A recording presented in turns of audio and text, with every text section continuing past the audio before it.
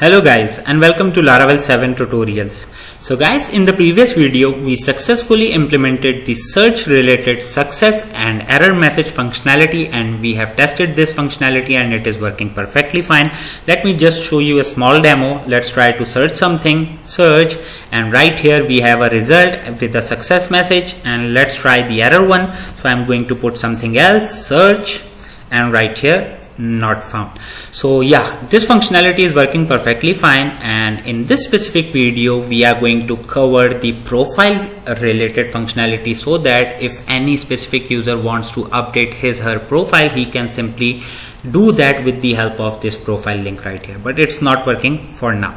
Okay, so in this specific video guys, we are going to make a view for the profile page, or you can say a blade file, and we are going to create a form using which user can update his profile. So yeah, in this specific video we are not going to implement any get or post, we are not going to implement a post request, but we are going to create a view and we are going to implement the form, and after that we are going to work on the post request for updating the profile. So let's start guys, and first of all I will move to Sublime, resources, views. So right here we have two different dashboard, one for the admin and the other one is for the basic user. So guys, in this specific case, this profile page is related to both the admin and the user. So this page is common. So what I'm going to do is I'm going to create this common page right here in the views directory. So let's create a new file. Let's save it with the name profile.blade.php. Okay, now what I'm going to do is let's move to backend and let's copy everything from the create blog. Because we already have a form right here, we can simply do some touch up and our profile will be ready. So I'm pasting everything right here and let's save it. I'm going to close the create blog. Okay, now what we need to do is sorry for that. Now if I click on this profile, you can see it's not working. So what we need to do is we need to create a URL and a method for this profile link. Okay guys, so let's start with the backend. Let's move to backend, layout, top bar, and right here first I am implementing the URL. Okay, and then we will move to web.php and we will create this URL. So let's say our URL is going to be settings/profile, just like that. Okay, and yeah, just like that. Okay, so I can copy the similar URL for the user panel. So let's move to user panel, layout, top bar, let's move to profile right here, let's paste everything right here. Okay, so yeah, I missed the columns. Okay guys, so now what we need to do is, in order to make it functional, we need to create a route. So let's move to web.php, and in this case you can see we have two middleware configured, for one for the user dashboard and the second one for the admin. We have two middlewares, and for the user case we only have one middleware. Okay, so this profile page, since it belongs to both of the user, what I'm going to do is I'm going to create this route right here before the second middleware. Okay, and let's put a comment. So profile settings for admin and basic users. Okay, let's create a route get, and the route name is settings/profile, just like that. Okay, and let's once again I'm going to use backend controller and the method would be profile. Okay guys, let's move to backend controller and let's create this profile method. So backend controller, let's move down, update profile, yeah, right here. So I'm going to create my new method right here. Why? Because from right here we are starting the user dashboard section. So yeah, that's why. Let's put a comment once again, profile settings for admin and basic users. Okay, public function and the name of the method is profile, just like that. Let's do a DD here just to test if it's working or not. So here, okay, now what I'm going to do is let's move here, let's move to dashboard, let's do a refresh. Sorry for that. Okay, now let's visit this profile. Okay, so profile settings, so I misspelled it in the link right here and right here as well. So let's change it, let's move back, let's do a refresh, and let's click on profile. So yeah, now we are successfully hitting our method, which is working fine. Okay, so this means that it is working fine. Now what we can do is we can simply return our view from right here. So let's do return view, and the view is located in the view directory, so I can call it directly. So return view profile. Okay, now if I am going to open this view profile directly, we are going to see some serious error because we are using a lot of stuff right here, the categories, the tags, and in this case we are not returning anything from right here. Okay, so we need to fix that and we need to remove the unnecessary code from right here. So let's start from the bottom, and I'm going to remove the CK editor and the select to, just like that. Okay, now let's move up, and in this case I don't want this checkbox field, so let's remove it. And I don't want this form, sorry, these input fields, because in our case we are going to have, let's say, maximum 5 or 6 field, that's it. So let's remove this one as well, just like that, and let's remove this one as well. Okay, now let's move up. Okay, so now it's fine. Okay, now we can make changes right here and replicate it again.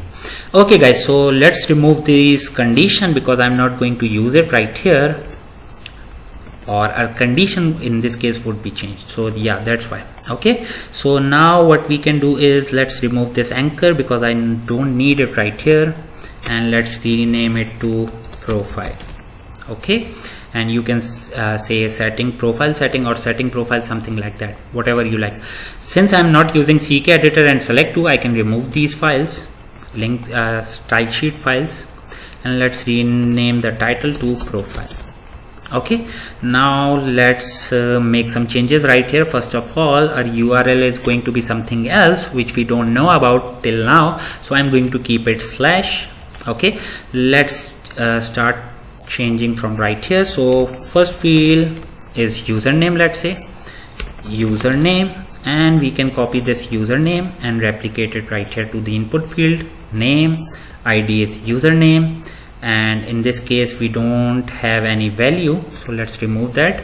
And we don't want a placeholder. Why? Because we are going to return something from the method itself while we are returning the view. So yeah, for the error, once again we can put username. Okay guys, so I can copy this one and let's make our changes right here as well. Okay, and let's in this case email, second field. Okay, let's copy this and let's place it right here, here, and here, and this one, just like that. Okay, so now let's see this in action. So let's do a refresh. Okay guys, so this is what our profile looks like for now. Now I'm going to restrict this card to, let's say, 6 columns and center align it. So let's do that. Okay, so first of all I want it to be of 6 column on extra large screen, and on large screen once again 6, and that's it. Okay, now let's put a offset minus MD minus 3, or that's it. Yeah. Okay, now what we can do is let's make these field to take all the 12 columns. Okay, 12, just like that, 12. Okay, similarly right here, 12, 12, and right here 12, just like that. Let's see this once again. Let's do a refresh. Okay, so now it looks way better. Now we need to change this to update. So let's remove this create and change it to update, just like that. Okay guys, now we need some input fields for the password functionality, And so what I'm going to do is I'm going to copy the exact same form right here and paste it just right here. Okay, so why I'm creating a second form, I will discuss it with you, but just give me 1 or 2 minutes so that we can complete this section. So let's put let's say the label would be for this one old password. Okay, and right here old underscore password. Okay, and let's copy this and paste it right here, and right here. Okay, let's change this to password, or let's say new password, at least for a label. Okay, and right here I can put password. Okay, let's copy and replicate it, and right here. Okay, so now I need one more field for the confirmation password. So yeah, let's change it to password underscore confirmation. Let's copy this, paste it right here, and here, and let's change it right here as well, confirm password. Okay, so yeah. Okay guys, so now let's discuss why I'm creating these two forms right here. Okay, so in this case I just want to go with the simplicity so that you can understand it better, this code right here. Why? Let's say if I'm going to put all these fields in a single form, what will happen guys? We need to put a lot of if and else condition. It is doable, it is easy, but it's not that easy. Let's say if we use two separate forms, we make the whole procedure a whole lot of easier. So that's why guys, let's discuss. If we take all these fields, what will happen? Let's say if a user just want to update his username, what will happen? You need to put a condition based on the validation. Let's say in that case I only want to apply my validation to the username field. Okay, we need to create the conditions at the top.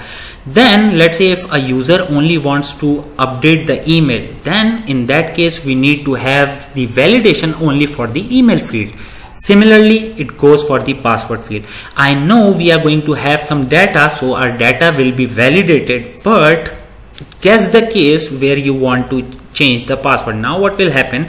You are going to pass some username and pass the email. Sometimes you just want to update the username and password and you don't have the password fields, etc., and so on. So that's why it will make our simple procedure a whole lot of difficult, and that's why I am implementing these two in a separately.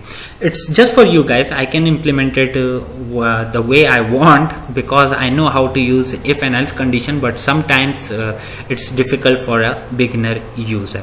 So that's what I am assuming, and we are going to go for the simpler option, and that is create the separate form for both of the fields, and that's it. Okay guys, so yeah, this is the only reason. If you want, you can implement them in a singular form. Okay, it's totally up to you guys. You can do it. Okay, similarly, if you remember, we have implemented the success and error messages. All you need to do is put if, else if condition, and that's it. You are good to go. So in this case we are going to use two separate forms. So let's continue guys. Now what I need to do is I need to display the user related data, whoever is login, not the password but the username and the email. Okay, so for that let's move to backend controller and let's get the user data. So $user is equals to, I want the authenticated user data, just like that. Okay, so let's pass this data to our page, compact, and let's pass this user.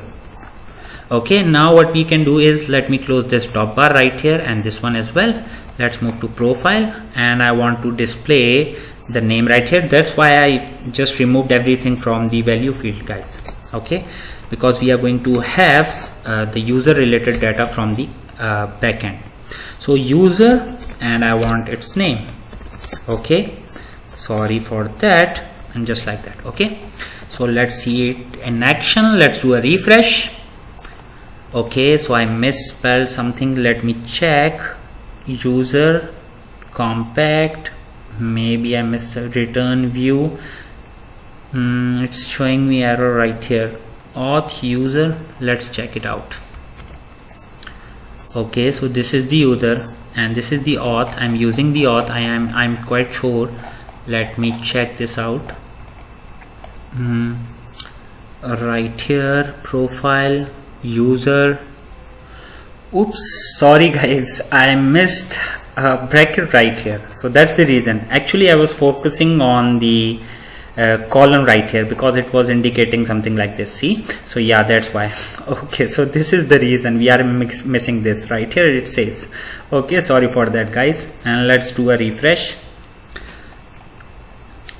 Okay, so now it's working perfectly fine. Now what we need to do is we need to display our email right here, and for that let's move to profile once again. Let's copy the same curly braces and let's paste it right here. Okay, and this time we need the email. Okay, let's do a refresh, and right here we have everything. So in the next video we are going to implement the post request, so that let's say if I want to update my username, email, I can simply click right here. If I want to let's say update my password, I can simply fill this form right here and it will work perfectly fine. Now one last thing that I want to test with you is let me show you that our user related dashboard profile page is also working perfectly fine. So let's visit it and let's log in with a normal user. So test this one and let's put a password, login. Okay, now let's visit our profile, and right here you can see in this case the authenticated user is test and his email is right here. So this functionality and the page is working perfectly fine and we are not breaking anything. So in the next video we are going to implement the post request for these form. So that's it from this video guys. I hope you guys liked it. I hope you guys liked this video. If you liked it, please like, subscribe, share. Thank you, take care, and yes guys, be ready. Okay, take care.